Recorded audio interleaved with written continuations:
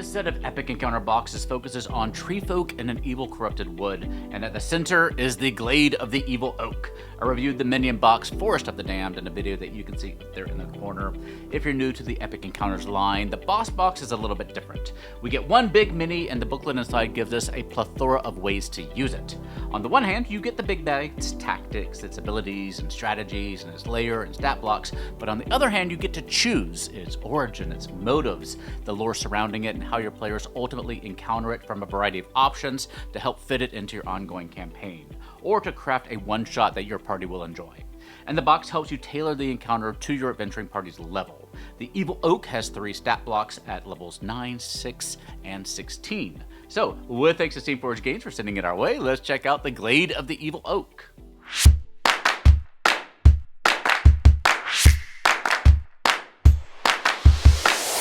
Enhance and improve your 5e games today with Hit Point Press. Explore the whimsical dark carnival setting of Hecna. Will you see through the glitzy charade or fall prey to Hecna's everlasting torment? Or enhance your 5e games with animated spell, condition, and townsfolk cards. Add a slew of creative and gorgeously illustrated magical items with the Griffin Saddlebag. And face down more than 30 innovative 5e villains with their big book of big bads. Learn more today at Hit Point Press by using our link in the corner or down below. Inside the box we have our single-sided token sheet, our 38-page adventure booklet, a double-sided map, and our Evil Oak Mini. We have a corrupted evil treant here. Its origins are going to shape the story you craft around it.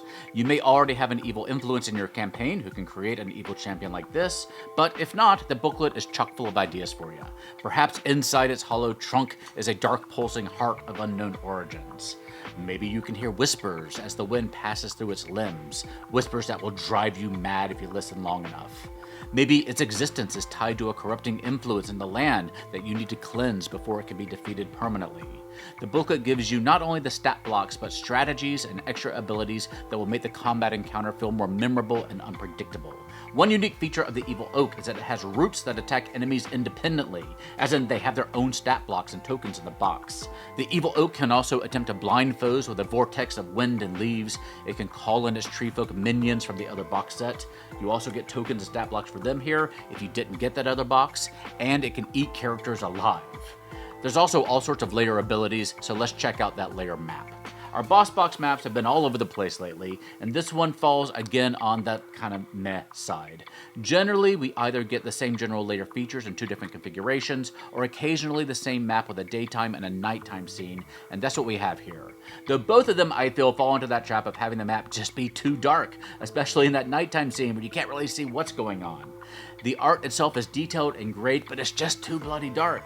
There are 3 points of interest here. The entrance to the Glade, which will trigger the emergence of those roots. There's 2 alcove glades that have reinforcements for the Evil Oak and a pit trap, and the heart of the glade where the Evil Oak resides. The book also gives you a lot of flavorful options to help add to the experience, from lingering wild magic to an eerie mist that obscures the ground, to a flock of ravens that oversee the malicious goings-on inside the glade.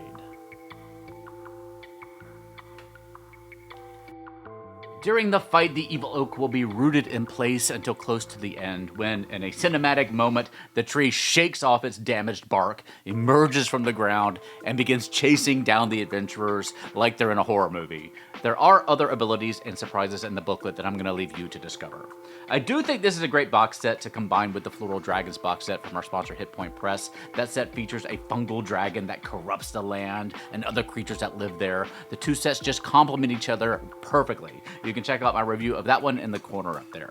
The Evil Oak Mini here has this like turtle style appearance on it, like it's kind of like a shell on its back. So I think that you could retheme this adventure as an attack against a land-based dragon turtle, which I think could be very interesting as well. But yeah, that's another good box set from Epic Encounters. If you've gotten other sets, you know exactly what to expect. There's no big surprises here. The minis are always great, the booklets are always interesting and useful and fun to read. It's just the maps that are, at least for me, hit or miss. They flirted with a painterly style map back in the Bandit set, and I would love to see a return to that one, as it was a map that you could almost double as art on your wall. This map is functional, but it's very drab.